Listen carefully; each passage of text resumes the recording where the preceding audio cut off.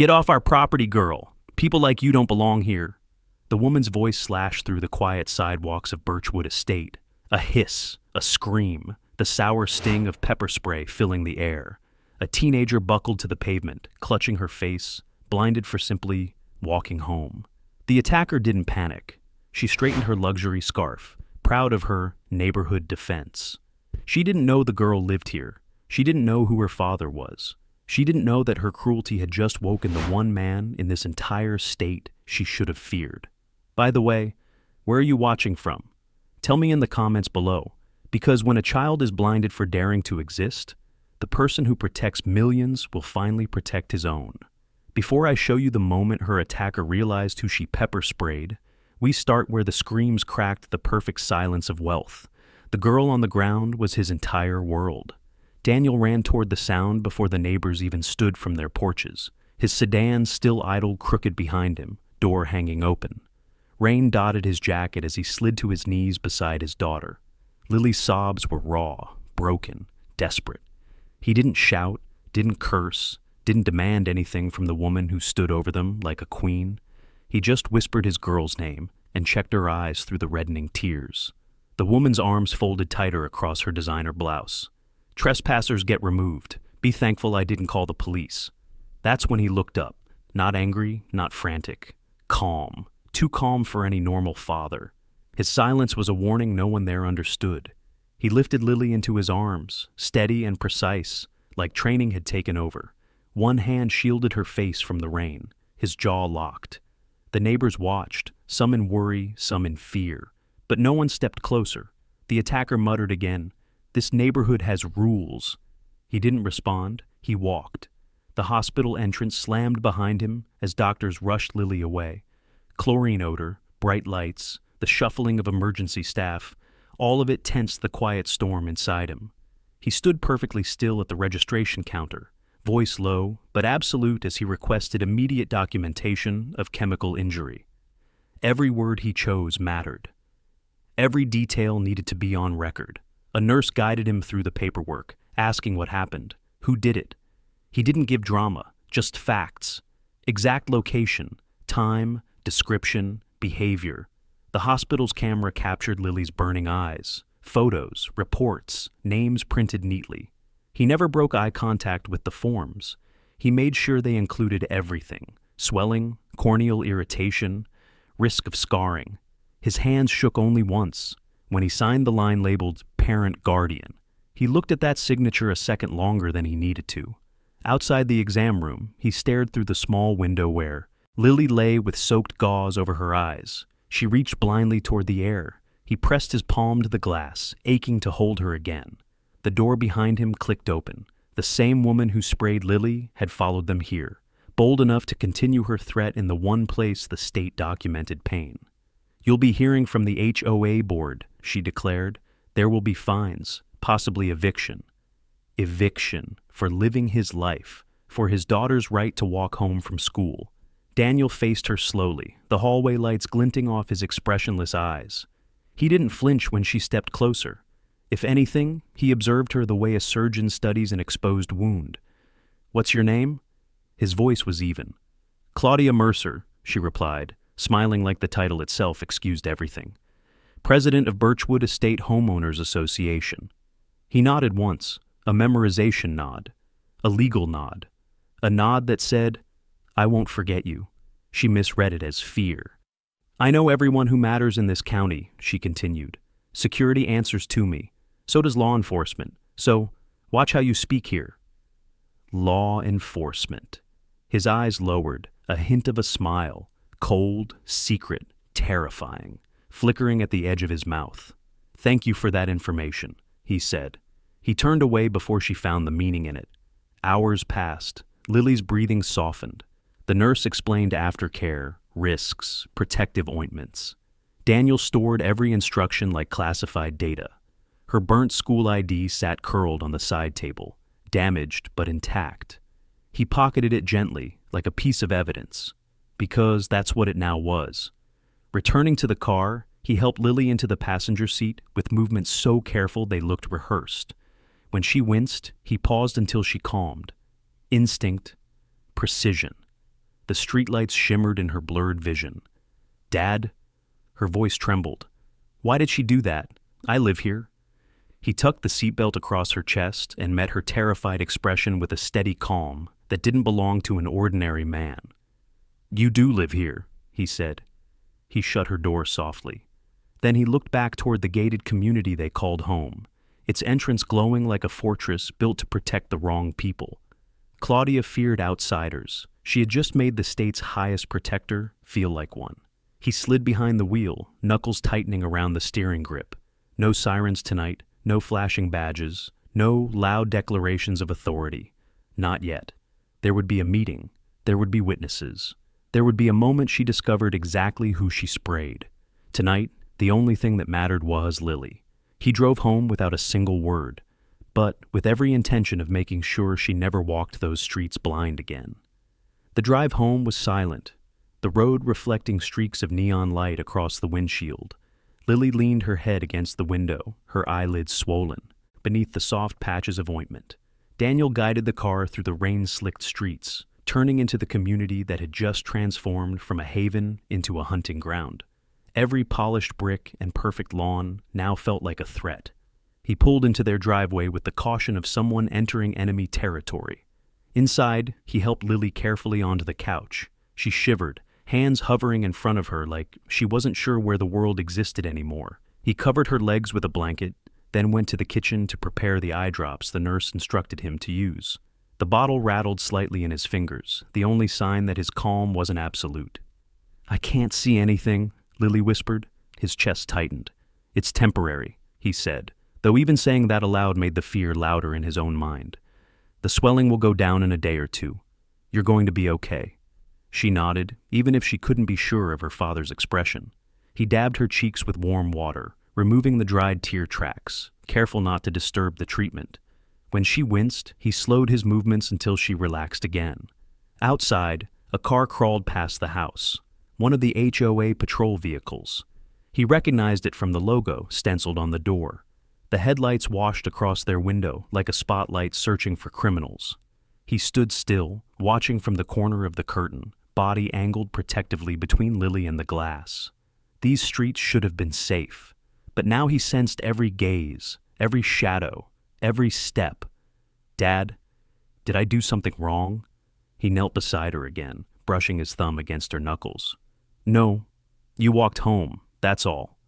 He rose and headed to the small office area tucked beside the living room. His laptop hummed to life.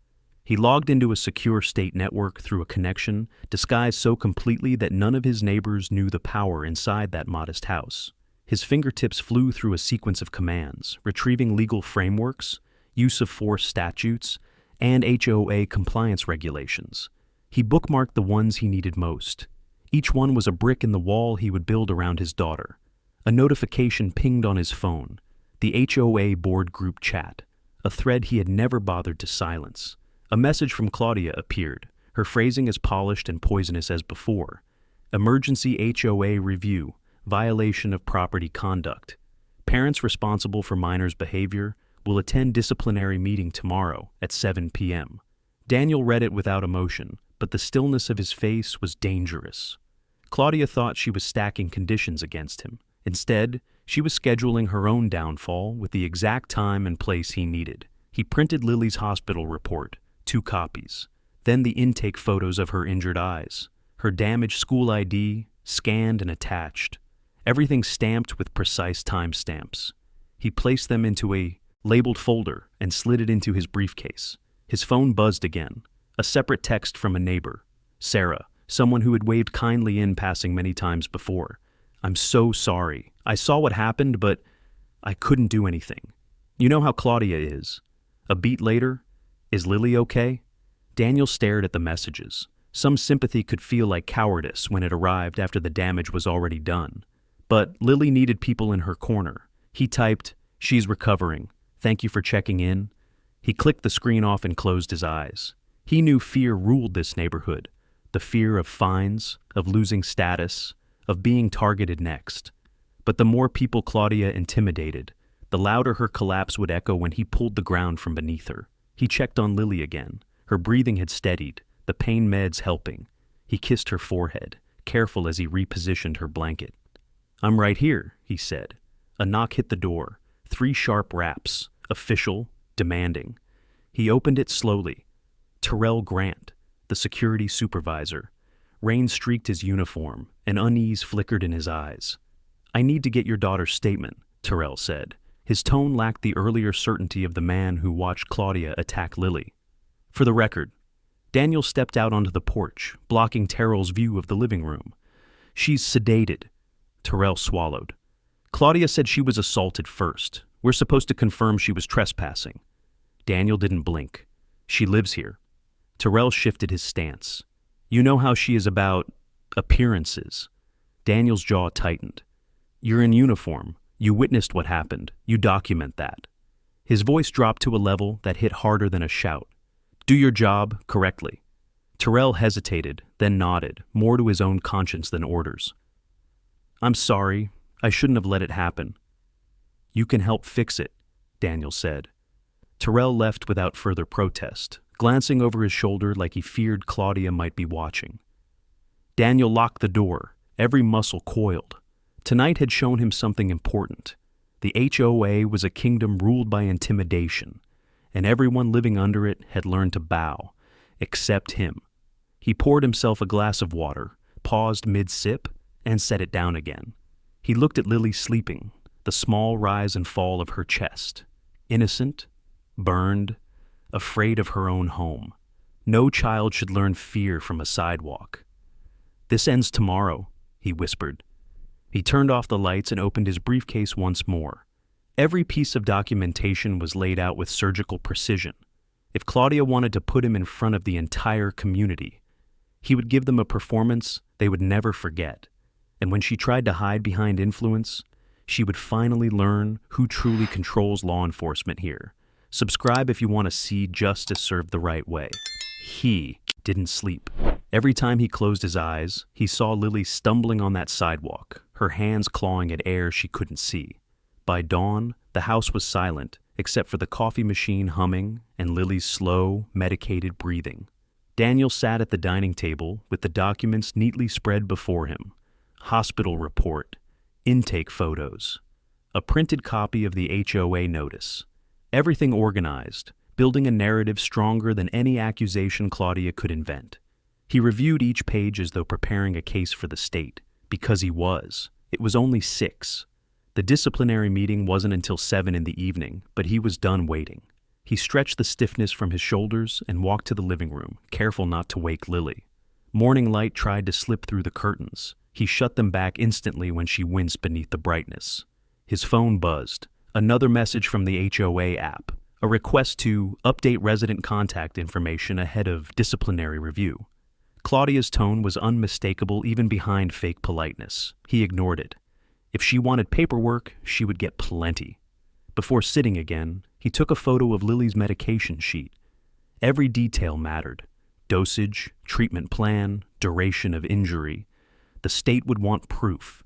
He made sure they would have it. The doorbell chimed. Once, then again. Insistent. Daniel checked the peephole. Sarah, the neighbor from last night. Holding a foil-covered dish like an apology she didn't know how to voice. He cracked the door. "For Lily," she said, "if she can eat." "Thank you," Daniel replied. She lingered, eyes drifting toward the guard shack, guilt twisting her face.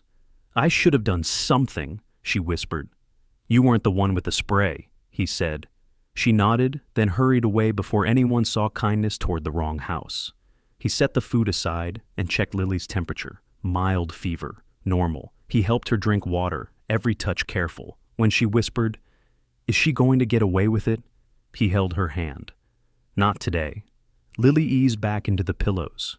He smoothed her hair away from her forehead, the gesture more for himself than for her. This wasn't the first time life tried to take something from them, but this time, the enemy lived 2 blocks away and called herself a leader. Later, he stepped outside to take the trash out. His movements were simple until he spotted HOA security blocking a delivery truck. A teenage driver explained he had a package. Terrell stood beside Claudia, tablet in hand, discomfort in his eyes. "We don't accept outsiders without scheduled access," Claudia snapped. "Take it back." The kid turned away, defeated. That was Lily yesterday. Someone they didn't accept. Tyrell noticed Daniel watching. There was regret there now. The kind that suggests someone replayed a scene all night and didn't like the role they played. Claudia turned too, spotting her target. "Mr. Ross," she called, "I hope you're preparing your statement for tonight." "I am," he answered. "Good, I'll expect full compliance," she smiled. Her voice carried to nearby porches. Curtains shifted. Eyes listened. No one spoke. He offered no reaction. Silence was his weapon for now. Tyrell saw it, a warning disguised as calm. Inside, Daniel placed Lily's scorched school ID on the table beside the printed reports. A small plastic card. Proof she belonged here. Proof of where the hate landed. He sat again, logging into the secure state network. This time, he wasn't gathering. He was cross-referencing. Which statutes govern private security? Who authorized deterrent weapons? Which section outlined excessive force on minors? He memorized regulations like bullets to be fired later. The latch of his briefcase locked with a clean click.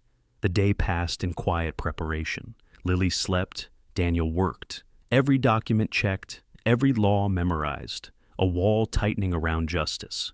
When evening painted the sky orange, Daniel helped Lily sit up. "Are we going somewhere?" she asked. "Yes," he said, "but you're not walking into anything alone ever again." He helped her into the passenger seat. Fear flickered, but trust wrapped around it. He closed her door gently. The community lights flickered on, like a stage about to reveal who truly held power. As he slid into the driver's seat, he looked at the houses lining the street. Expensive stone, designer porches, imported trees, all symbols of the power Claudia worshipped. None of it would protect her from what she started. Somewhere behind those walls, neighbors whispered, waiting to see who would win tonight. Daniel knew whose voice would be heard by morning. He started the engine, easing the car forward through the winding streets of Birchwood Estate. The sun was nearly gone, turning the manicured lawns a deep blue under the street lamps. Lily sat with her eyes closed, her fingers lightly gripping his sleeve whenever the car turned. Her world was still a blur of pain and darkness. His job tonight was to make sure that darkness belonged to the person who caused it. They weren't heading to the meeting yet. First, he took her to the neighborhood eye clinic for a brief follow-up before night medication. The receptionist recognized them instantly, ushering Lily inside without paperwork. The doctor examined her carefully, praising the ER for treating her quickly. "There's swelling," the doctor said, "but the corneas should heal. She'll regain full sight." Lily exhaled in relief. Daniel allowed a brief smile to show, a rare flicker. "Thank you," he said, shaking the doctor's hand. His gratitude was real, but beneath it, something sharpened. Now Claudia's crime had a prognosis, a measurable injury, easy to document, hard to excuse. When they returned to the car, Lily leaned her head against his shoulder. "Do I have to go to the meeting?" she asked. "No," he said. "You rest. I'll handle everything." She nodded, trusting him the way she always had since the day her mother died. Trust built from the promises he never broke. He helped her inside their house again, tucking her into bed with instructions to call him if she needed anything. "I'll only be a few minutes away," he assured. She reached for his hand. "Don't let her hurt anyone else." "I won't." He stepped out, locking the door behind him, transforming from father into something far more dangerous. The night air felt charged. He straightened his jacket, checked that his folder was secure, and walked toward the community center. Not rushed, not afraid, but deliberate. Every step sent a message. He wasn't showing up as prey anymore. The community center glowed like a stage set for judgment. Residents streamed inside, whispering as he approached. Some avoided eye contact. Others nodded timidly, guilt in their glances. They had seen Lily on the ground yesterday and done nothing. Their silence had chosen a side. Tonight, their silence would witness consequences. Tyrell stood at the entrance, posture tense. When he saw Daniel, he shifted uncomfortably. "Sir, before you go in, I reviewed the footage again. She didn't say anything, Lily. She was just walking. There was no threat." Daniel's gaze didn't waver. "Will you say that inside?" Tyrell swallowed hard, then nodded once. "Yeah, I will." "Good." Daniel needed the truth spoken by those who had failed to act when it mattered. Inside, the room was arranged like a courtroom, pretending to be community-friendly. Claudia sat in the center like a monarch on trial, but still convinced of her crown. Her pearl necklace glimmered beneath the fluorescent lights. Her manicure gleamed. Her smirk held all the confidence of someone who believed she controlled everyone here. She checked her watch dramatically when Daniel entered. "You're late," she said loudly. "I'm on time," he replied, sitting in the front row. She glanced at his folder. "Let's be clear, this isn't a criminal matter. It's a community disciplinary session. We handle things our way." Daniel leaned back in his chair. "Your way, yes. I've noticed." Murmurs fluttered through the room. Claudia stood. The incident yesterday involved a minor in violation of community conduct, trespassing, refusing to provide identification, provoking security. Daniel opened his folder and gently placed Lily's ID on the table between them. It was bent from her hands clutching it during the attack, still visible, still her property, still proof she lived here. "Her identification," he said, "which you didn't ask for before using force on a child." The room quieted. Claudia blinked, thrown for a second, only a second. "That proves nothing," she said. "Anyone could drop an ID." Daniel's expression didn't change. "Security cameras prove who dropped her to the ground." He saw the flicker in Terrell's eyes, courage breaking through fear, ready to surface. Claudia pressed on, desperate to regain momentum. "Regardless, you failed to supervise your daughter. This community cannot have assault?" His voice cut through hers like steel. "Chemical assault on a minor?" Some gasped. Others shifted in their seats, unsettled. They weren't used to hearing legal terms spoken here. Not by someone who backed them with authority. Claudia raised her chin. "If you wish to pursue legal interpretation, we can escalate matters. I have friends in law enforcement." Daniel's eyes narrowed just slightly. "Do you?" She nodded proudly, believing the threat landed. He leaned forward, calm, controlled, deadly.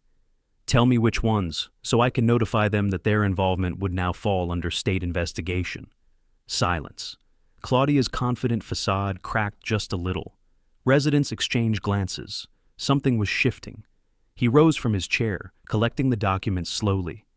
"This isn't a debate, Claudia. This is accountability, and what you did has consequence, whether you call it a disciplinary review or a criminal assault." He walked past her, leaving that truth hanging heavy in the air. He didn't need to show his badge tonight. Not yet. His power wasn't in display. It was in restraint. As he reached the door, he stopped and looked back. "The only reason my daughter can't see right now is because you didn't want to look at her humanity." The room stilled. Even Claudia couldn't pull words together. He stepped outside, letting the door swing closed behind him. Victory wouldn't come tonight. Tonight was planting fear. Tonight was showing her that the ground beneath her was no longer stable. Tomorrow would be the reckoning.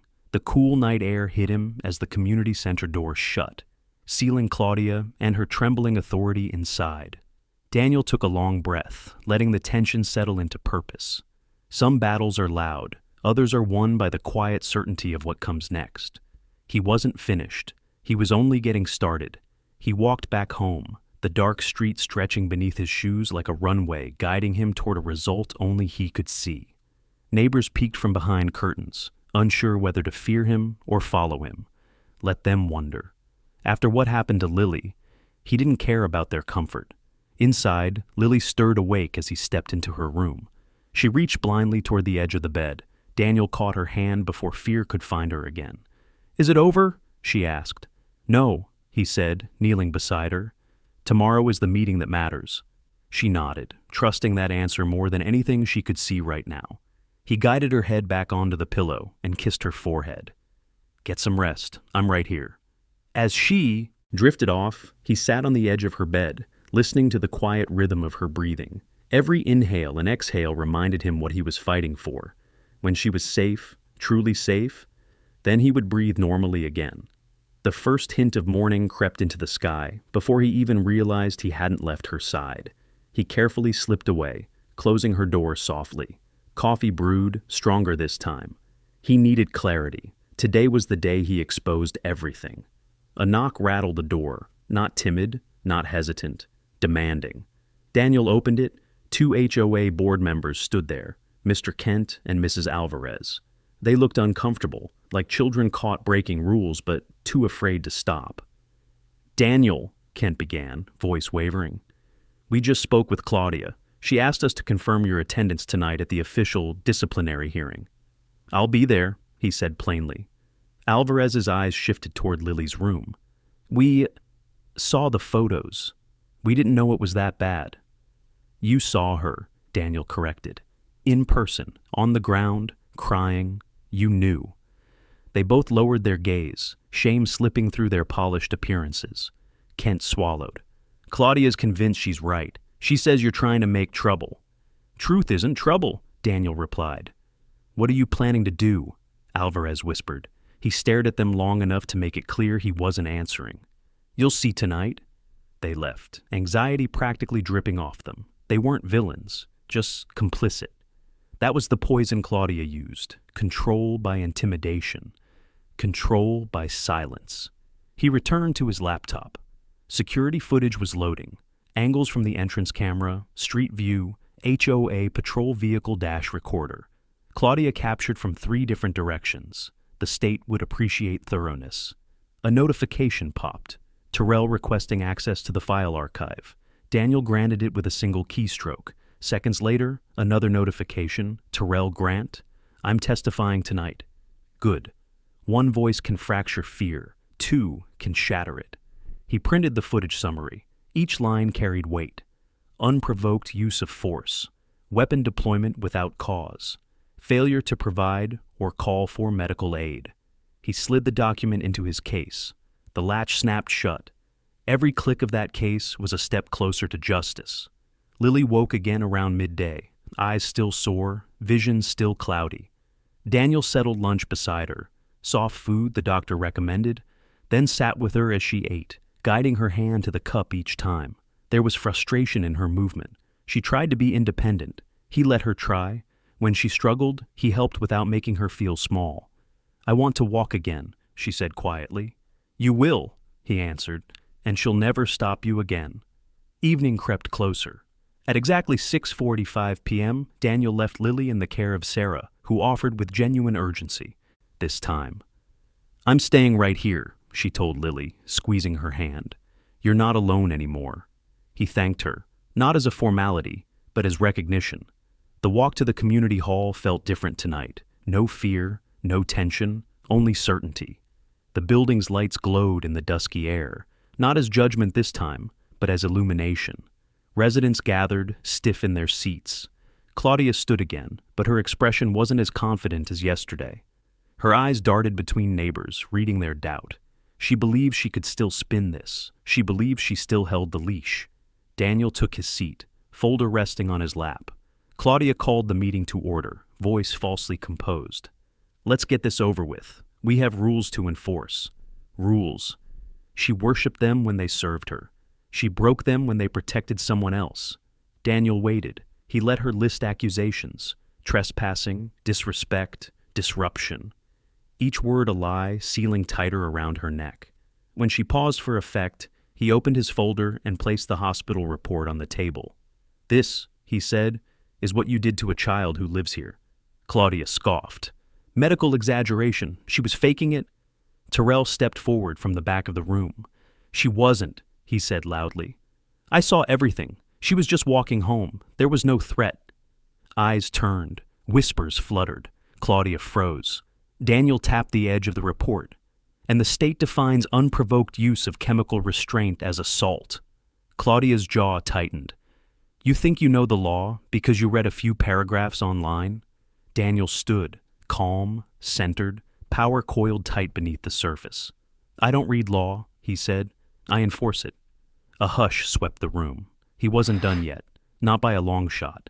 Subscribe to keep watching how this justice unfolds. The room stayed unnervingly quiet after Daniel's final sentence. His words didn't roar. They landed, heavy, certain. Claudia blinked as though she needed a moment to translate what she'd just heard. The board members exchanged anxious looks, sensing the ground shifting beneath their expensive shoes. "You enforce?" she echoed, trying to laugh but failing. "Daniel, please. Don't pretend you're someone you're not. This is a community issue, not a state affair. He didn't answer her directly. Instead, he turned to the board. You've reviewed the medical documentation, he said. You've heard a sworn witness. His eyes slid toward Terrell, who stiffened but held his stance.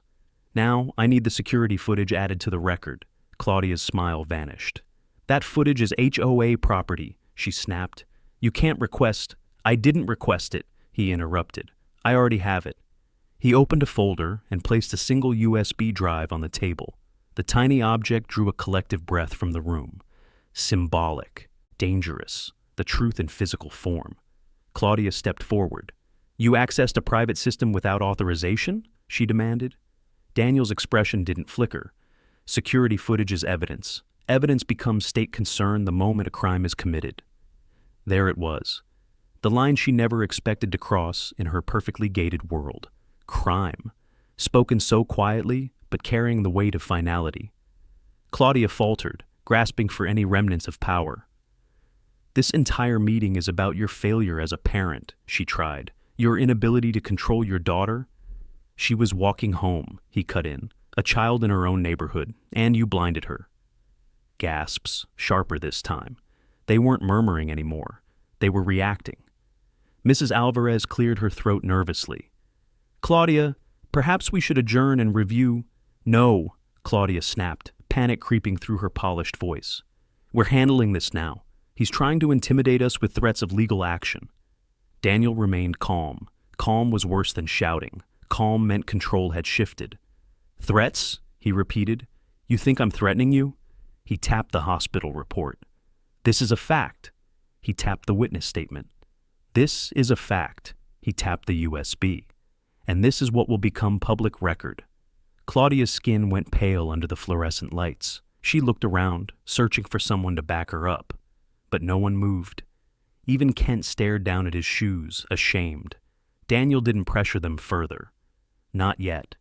He had what he came for tonight. Doubt.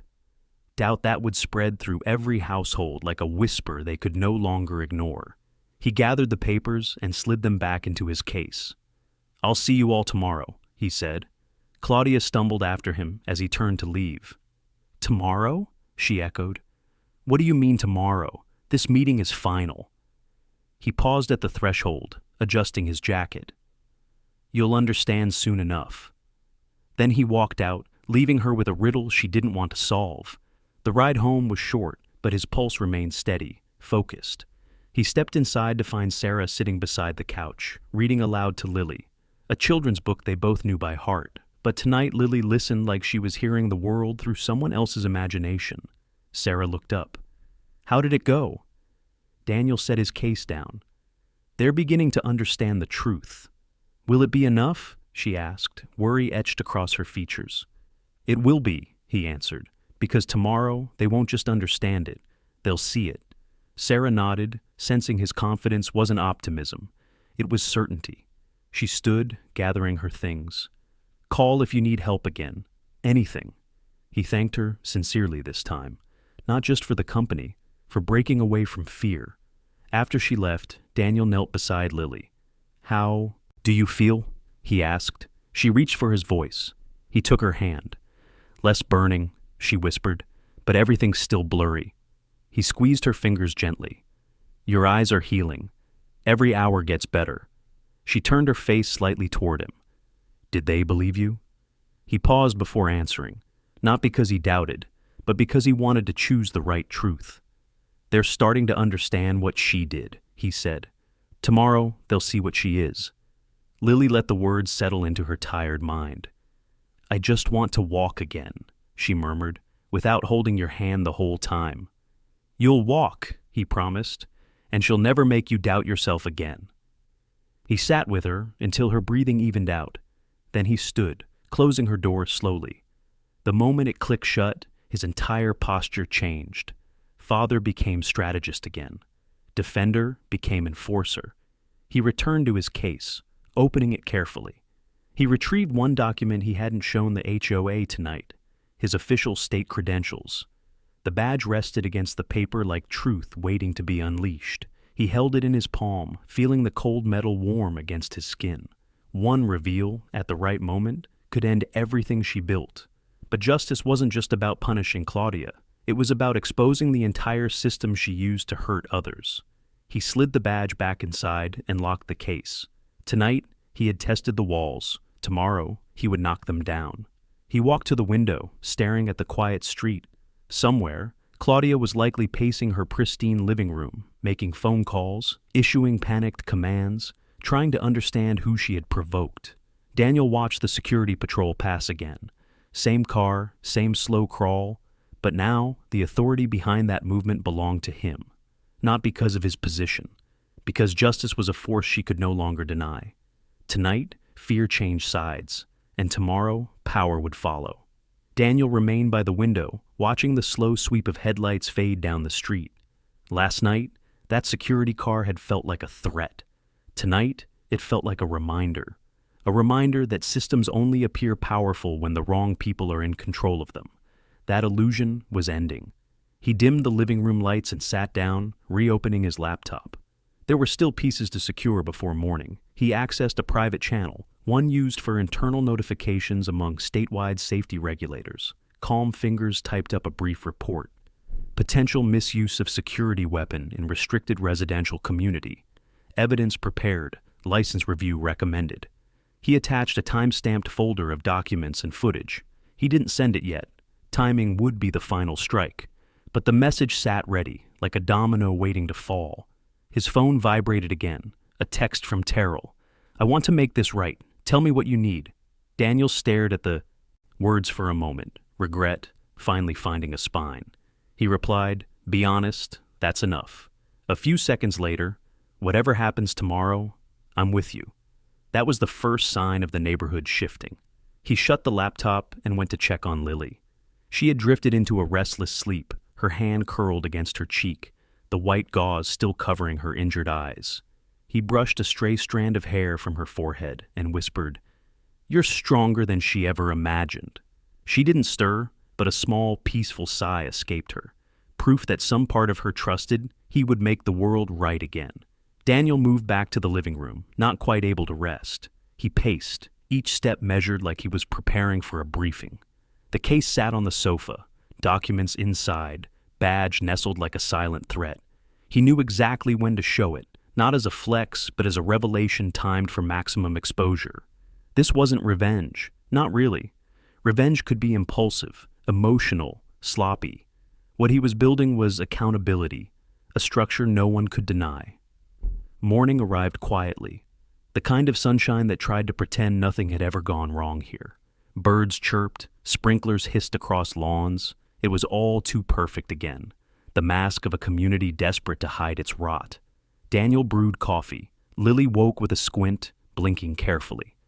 "It's brighter," she whispered. Hope pulsed in him, steady and warm.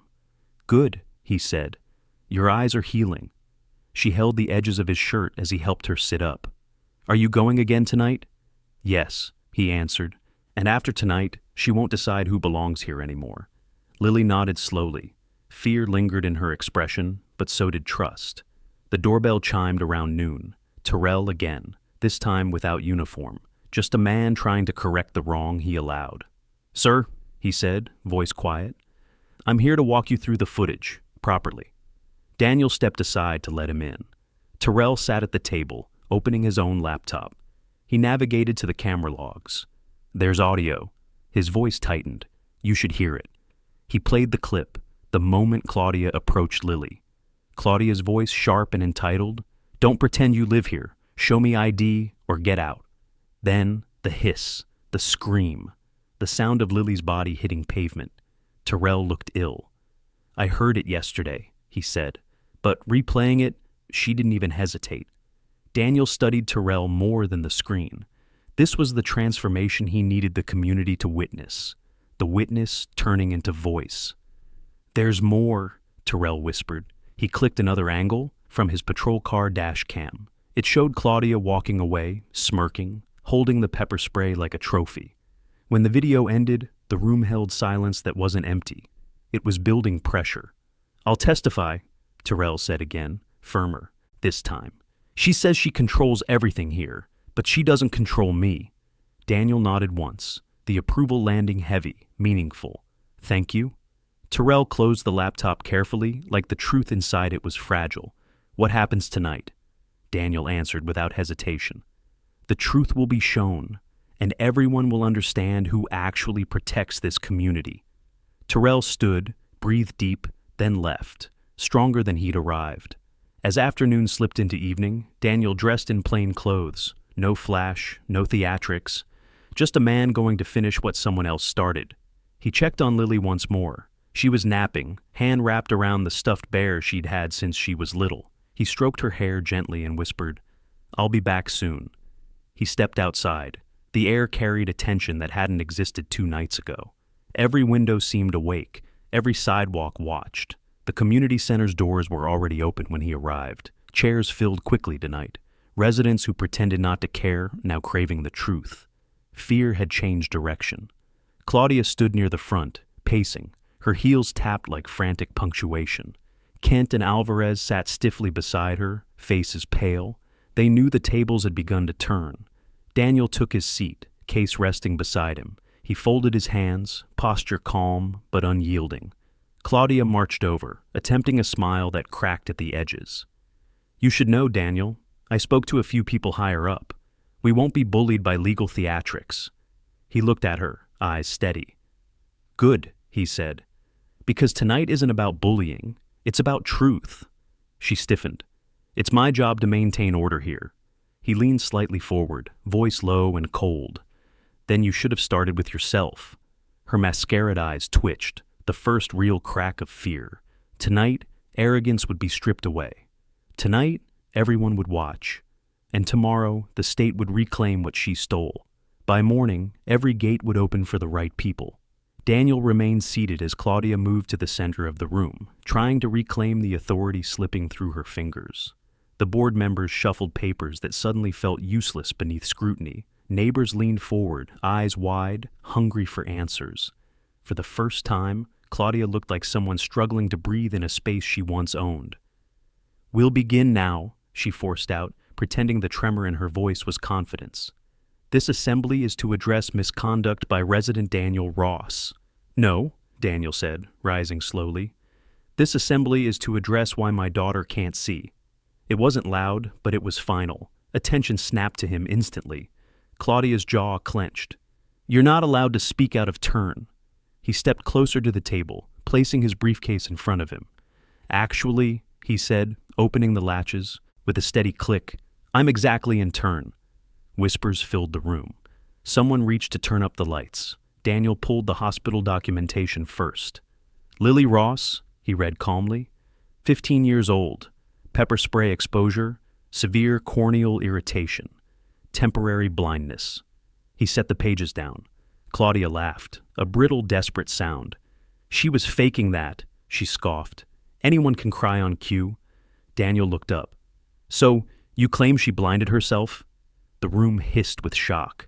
Heads turned toward Claudia, waiting. Claudia's mouth opened and closed, her words choking on their own stupidity. Daniel didn't give her a lifeline. He retrieved the second paper, the HOA meeting notice. "You demanded we address her trespass," he said. "So here we are, addressing what you did to a child who lives here." Residents shifted uncomfortably. That phrasing had weight. It landed harder each time he repeated it. Claudia snapped, "You're twisting this. That girl didn't belong." "That girl," Daniel repeated, "belongs more than you ever will, because this community doesn't belong to you. It belongs to every family inside these walls." His voice echoed against the high ceiling. A statement, a promise, a threat. Her confidence cracked again. "You think you can intimidate me with paperwork?" Daniel smiled faintly. "Paperwork? No. Truth? Yes." He raised a hand toward the back of the room. Terrell. The security supervisor stood, not stiff like a guard, but steady like a witness who had finally chosen a side. "I saw everything," he said, voice louder than it had been all week.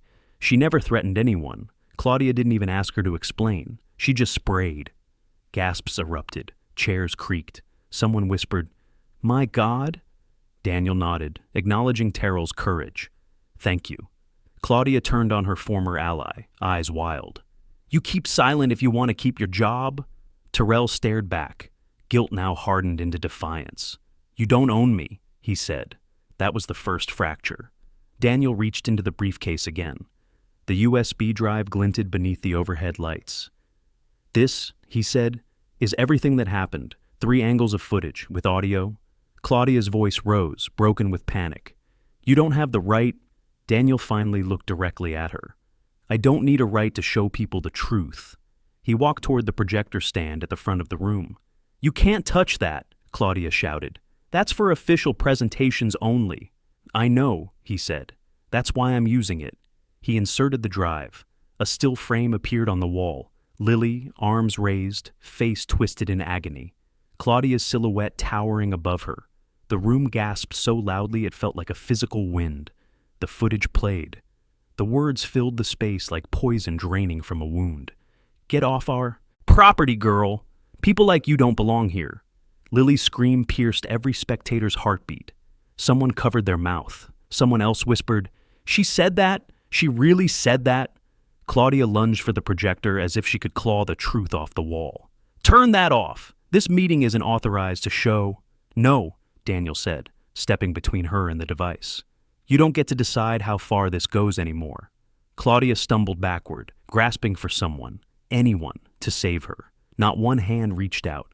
Daniel shut off the projector only after the final moment, Claudia walking away smirking, owning the pain she caused. He turned, face calm but fierce. Tonight isn't a vote, it's a wake-up call. You attacked a child for walking home. You tried to bury it with paperwork and threats. But every second she spent afraid, that's on you. Claudia trembled, legs weak.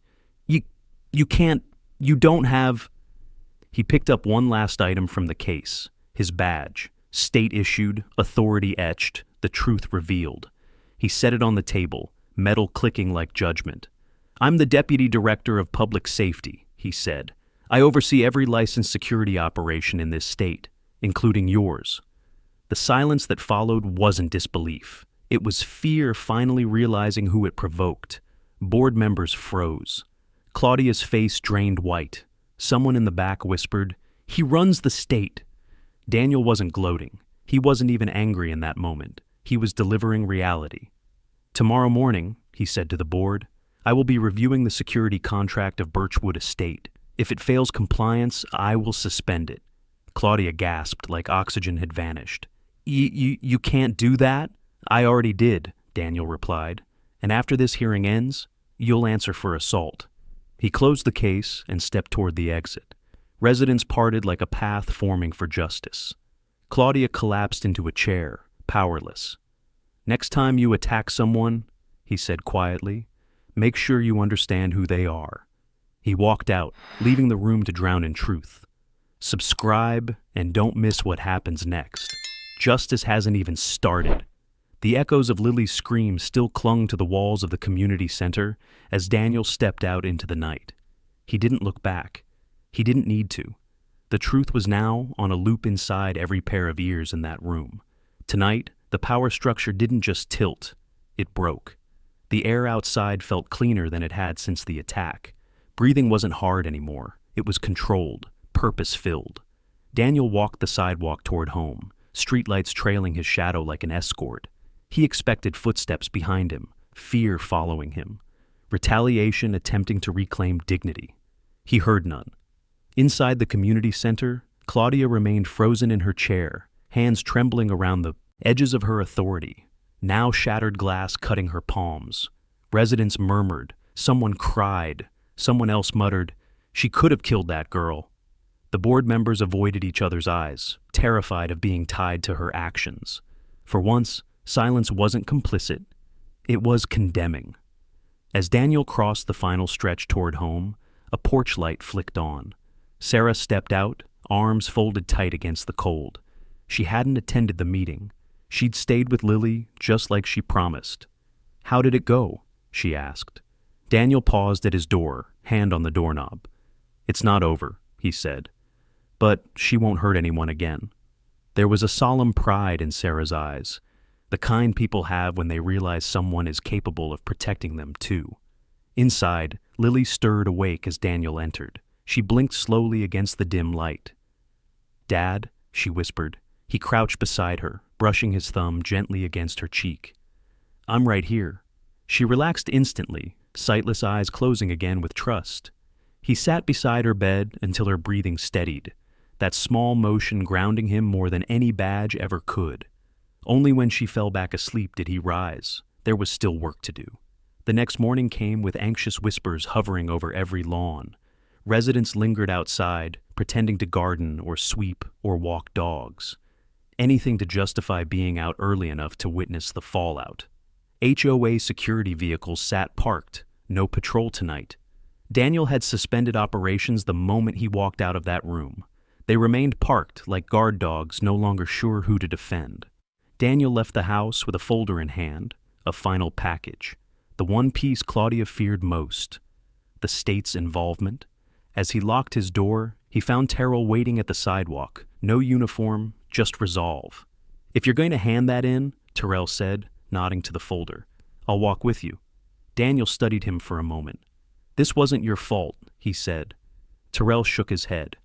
"I froze when I should have acted. The least I can do is not freeze now." They walked side by side toward the administrative building. Neighbors glanced with timid apologies. A few whispered, "Good morning," voices laced with remorse for yesterday's silence. Claudia's house came into view. Curtains jerked shut as Daniel passed. She was watching, waiting, panicking. Good.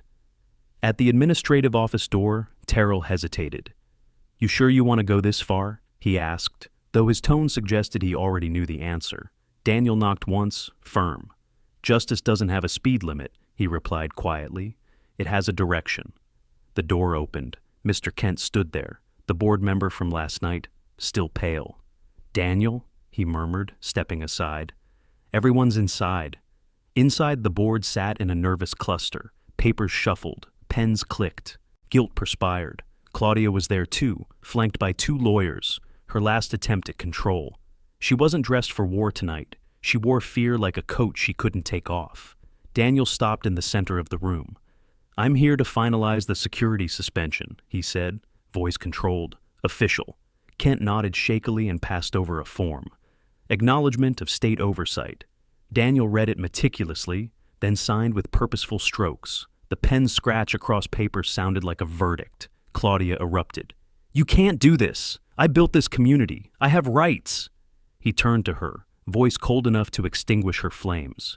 "You had responsibilities. You violated every one." She stood, palms slamming the table. "I know people. I can make calls that will ruin you." Daniel stepped closer, his calm more dangerous than any shout. "You already ruined yourself. You just didn't expect consequences." Her voice cracked, breaking into a plea beneath the anger. "I didn't know she lived here?" Daniel stared deep into her panicked eyes. "And that's the problem. You didn't care." Silence swallowed her excuses whole. He faced the board again. "All evidence has been submitted. Charges will be filed. This meeting is closed." He turned to leave, but then he looked back one last time, not at Claudia, but at every face that watched her abuse unchecked until now. "Power doesn't protect you. Responsibility does," he said. Then he walked out with Terrell beside him, the first supporter, now the first witness. Neighbors stepped aside, parting quietly. Not out of fear, out of respect. He reached the sidewalk where Lily had been attacked. This time, he stopped. Let the moment breathe. Her footsteps would return here soon, without pain, without fear, without begging permission to exist. Terrell looked at him. What happens next? Daniel exhaled slowly, steady, resolved. Next, he said, she learns what justice feels like. Daniel stood on that stretch of sidewalk a moment longer, letting the weight of the past days settle into resolve. The same spot where Lily had screamed now held quiet strength. He didn't linger in grief. He absorbed it, turned it into purpose, then walked on. The administrative building's door closed behind them, shutting Claudia's panicked shouting inside. Terrell followed beside him, shoulders squaring for the first time since all this began. They moved through the morning like a shift in weather, undeniable, unstoppable. "Sir," Terrell said, hesitant but sincere, "I should have stepped in sooner." Daniel kept walking. "You stepped in now, that's what matters." Some apologies weren't about the past. They were about who someone chose to be from this moment forward. Residents watched from driveways, from porches, from behind fences they once treated like walls of status. Today those barriers looked flimsy. Truth had torn through them. Children paused in their bike rides to stare at the man who had stood up to the person everyone feared. Adults bowed their heads, ashamed they never did the same. Daniel's phone buzzed, a notification from the state compliance office. License to operate suspended pending investigation. Further review required. One more domino had fallen. He slid the phone into his pocket. Lily was waiting on the sofa when he stepped through the front door. Gauze still covered her eyes, but she lifted her head the moment she heard his footsteps. "You came back fast. Everything is moving into place," he said, sitting beside her. "The security force won't be patrolling anymore." Her lips curved in the smallest, bravest smile. "So, she can't send them for me again?" "No," he promised. "She can't send anyone for you again." Lily leaned into him, resting her shoulder against his arm. For days he had been steel. For her, he softened for a breath. He helped her rest back against the couch cushions, then walked to the dining table. His case remained open, papers meticulously arranged, badge glinting like a final card waiting to be played. He organized the next round of filings, victim testimony, medical updates, environmental safety concerns. When he moved with precision. When he wrote like every word was a blade. This wasn't personal revenge. It was a professional response to prevent the next child from suffering. Mid-afternoon, the phone rang. "Unknown number," he answered. "Deputy Director Ross?" a voice asked, respectful, cautious. "Yes. This is Officer Ramirez from County Precinct. We've received forwarded evidence regarding an alleged assault on a resident minor. We'd like to schedule a statement from the victim." Daniel's hand steadied. "I'll bring her in tomorrow morning." "Sir," Ramirez added, "for what it's worth, I saw the footage. No one should be allowed to wield power like that." Daniel hung up with a quiet, "Thank you." One more piece aligning. When he stepped into the living room again, Lily was awake, her voice small but curious. "Was that for me?" "Yes," he answered. "The police will hear the truth too." She swallowed. "I'm scared, but I want them to know." He knelt, holding her hand. "You're brave because you choose to be, not because you have to be." Her fingers tightened around his. As evening drew near, Daniel returned to the window. The same sidewalk, the same quiet. But everything had changed. A knock rattled the door, this time gentle. Daniel opened it to find Sarah again, hands full with groceries and fresh bandages. "I thought I'd bring dinner," she said, smiling shyly. "Real dinner, not the kind we throw together while we panic." He stepped aside to welcome her in. Lily brightened when she heard her voice. "Sarah?" "I'm here, sweetheart," she said softly, brushing a hand through Lily's hair. "And your eyes already look a little less swollen." Daniel set the groceries down while Sarah tended to Lily, chatting softly about school gossip and neighbors' dogs and anything that wasn't violence or fear. Comfort came wrapped in normalcy tonight. After dinner, Sarah took Lily's hands in hers.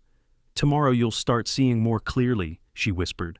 "Then you'll look at this world and see that you never did anything wrong by walking home." Lily nodded, tears slipping from beneath the bandage edges. Daniel cleared them quietly with a tissue. Later, Sarah left with a promise to return early. "If you need a ride to the precinct, I'll take you," she insisted. "No," Daniel said. "This is something I do with her." She smiled, understanding. Night deepened.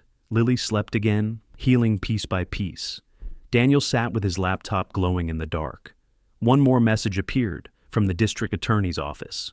"We'd like to review this case as potential felony assault on a minor. Are you available tomorrow afternoon?" He responded with one word, "Yes."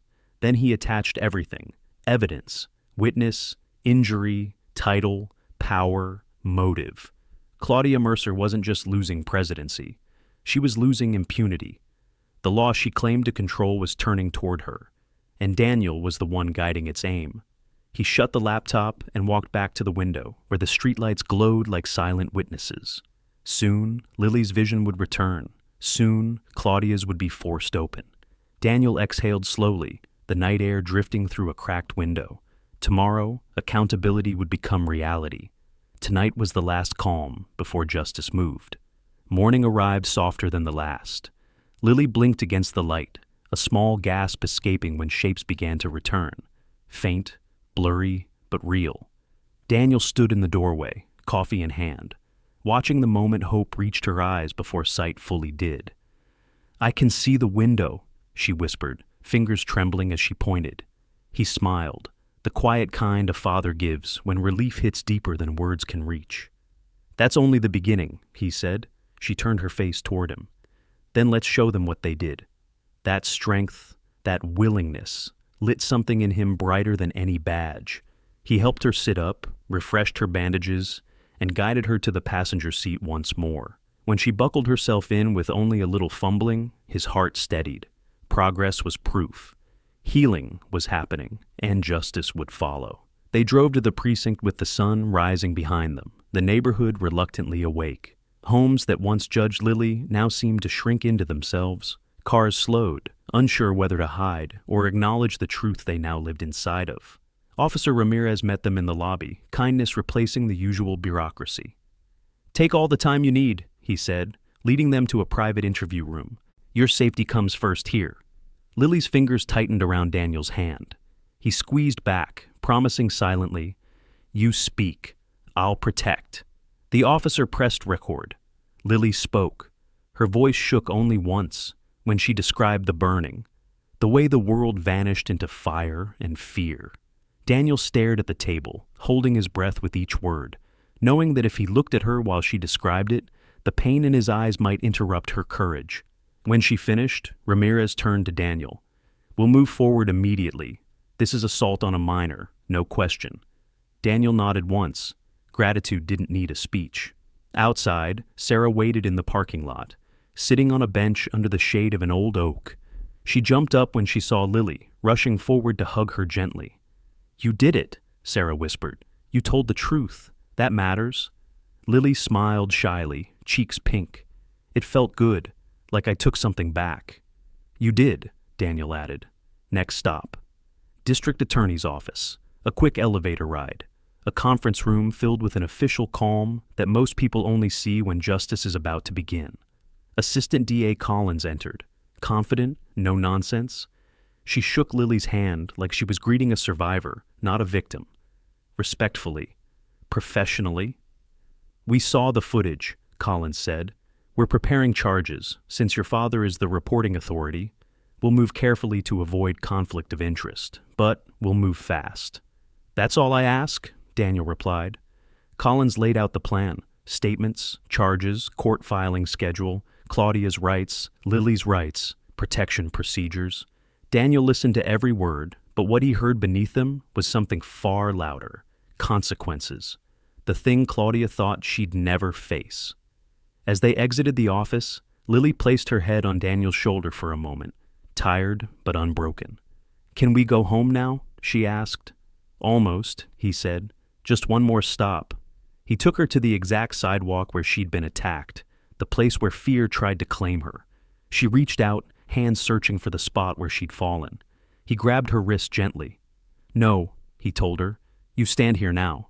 She held herself taller. He looked to the guardhouse, shutters closed, silent. The patrolling car, unmoving. The whole system, paused under his authority. "This place doesn't own you," Daniel said. "You own your space in this world." Lily took a deep breath, chest rising with new strength. "I want to walk it again." Not someday. Now. Daniel extended his arm, letting her hook her hand through. Together, they walked the length of the sidewalk, slowly at first, then more confidently. Her head lifted with each step. Neighbors peeked from windows, watching the girl they ignored reclaim ground they never should have taken from her. Halfway down the path, Lily stopped. "Dad?" she said, voice a little stronger. "Yes." "What happens to her?" His answer was immediate. "She learns what justice feels like." Later, Daniel returned alone to the administrative building for the final meeting with the board. The closing act before the legal system took everything from Claudia. When he entered, silence swallowed the room. Kent and Alvarez sat stiff, hands folded, eyes lowered. Claudia was nowhere to be seen. Only her chair remained, empty, like a throne stripped of its queen. "The HOA board," Kent said quietly, "has voted to remove Claudia Mercer from her position effective immediately." Daniel nodded, expected. "We've also agreed to send a formal apology to your family," Alvarez added. "Signed by every board member." Expected. "And," Kent continued, voice shaky, "we'd like to ask if you would be willing to oversee temporary community compliance while the state conducts its review." Daniel looked at them, at the fear, the guilt, the longing to repair what they let rot. And he made a decision. "No," he said. "This community needs to learn how to stand without power to hide behind." They absorbed that truth like a harsh medicine, necessary, cleansing. He turned to leave, briefcase in hand. "Ross," Kent called out, "thank you for doing what none of us dared to." Daniel paused at the door. "You should have dared," he said, "before a child had to get hurt." He stepped into the sunlight, taking the walk home slowly. No rush, no threat behind him anymore. Lily would see fully soon, and when she did, she would see a world safer than the one she left in pain. Because her father didn't just protect the state, he protected home first. The world looked different under a sky that finally felt safe. Daniel walked down the street with a steadiness that no longer came from restraint, but from relief. The threat was gone. The fear had shifted homes. He reached the front porch, not as a man guarding his family, but as a father finally breathing. Inside, Lily sat upright, the morning sun brushing her face like a soft challenge. The bandages were gone now. Her eyes, though tired, shone. She blinked twice, adjusting to the brightness. Then she smiled. Wide, real. "I can see you," she whispered. He knelt in front of her, letting his forehead meet hers. That tiny connection held years of strength. "Then let's show you what courage looks like," he said. They stepped outside together. Lily wore sunglasses the doctor recommended, but they couldn't hide the spark returning to her gaze. Her fingers wrapped around Daniel's arm, not out of fear now, out of pride. They stood on the porch for a moment, watching the street that tried to shrink them days ago. Neighbors emerged slowly, cautiously, unscripted. Some waved, some whispered, "Good morning." Some lowered their eyes, knowing apologies were owed, but not yet earned. Lily didn't flinch. She lifted her chin, breathing in a community finally seeing her, not judging her. Daniel walked her toward the sidewalk, the same path where her world turned dark. She hesitated once, a flicker of memory, then stepped forward, reclaiming every inch of pavement with each stride. A door slammed down the block. Claudia's house. She appeared on her porch. No heels, no bold colors, no command in her stance. Just a woman stripped of the authority she abused. She froze when she saw them. Her lips parted, reaching for an excuse, a defense, anything. No words came. Daniel met her stare, not angry, not triumphant, just done. Claudia finally understood who she'd provoked. Not a victim. Not someone she could intimidate. A father who could dismantle everything she controlled. She stepped back into her house, the door closing not with power, but defeat. Lily exhaled. "She looked scared," she said quietly. "She should be," Daniel replied, guiding her onward. "But you never have to be again." They walked further, past manicured gardens, past the guardhouse where patrols once watched her like a threat. The car was still parked, engine cold, authority removed. Terrell stood by the gate, now in a simple polo shirt instead of a uniform. He gave Lily a small salute, an apology carried silently across the distance. She smiled back.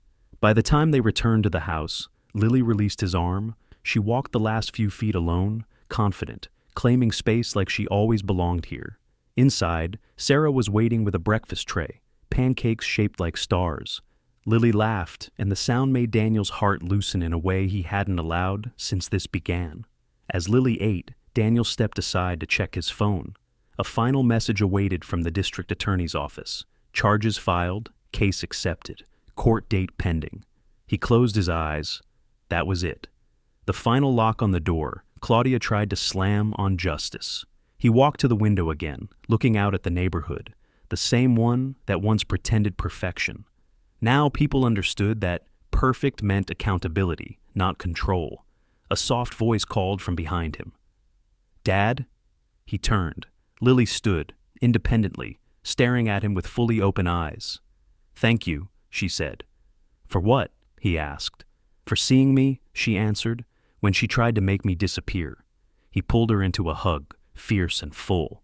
"You're my whole world," he murmured, "and no one blinds the world I protect." She leaned into him. The safety there wasn't new, but now it was visible. Evening arrived gently. They sat on the porch watching the clouds turn gold. Cars rolled by, not suspiciously, not slowly, just normal, calm. This quiet wasn't silence. It was healing. Lily rested her head on his shoulder, gaze forward. "Do you think people will remember this?" she asked. Daniel nodded. "They'll remember because they saw what happens when someone uses power to hurt instead of protect. And when someone uses power to protect instead of hurt," she added. He smiled, proud of the strength in her voice. "Yes," he said, "especially that." Across the street, porch lights flickered on, not as warnings, but as acknowledgments. People stepped outside, some waving timidly. Lily waved back, not to make them comfortable, but to show them she wasn't hiding. They would all walk this neighborhood tomorrow, knowing who had truly kept them safe. Not the one who enforced rules with cruelty, but the one who enforced justice with heart. Darkness settled. Daniel wrapped an arm around his daughter, keeping her close. The worst was behind them. The world, for tonight, was right. She looked at the stars. He looked at her. Both could see clearly now. Subscribe and don't miss our next story. Trust me, you'll feel it. And tell me in the comments, what injustice should we tackle next?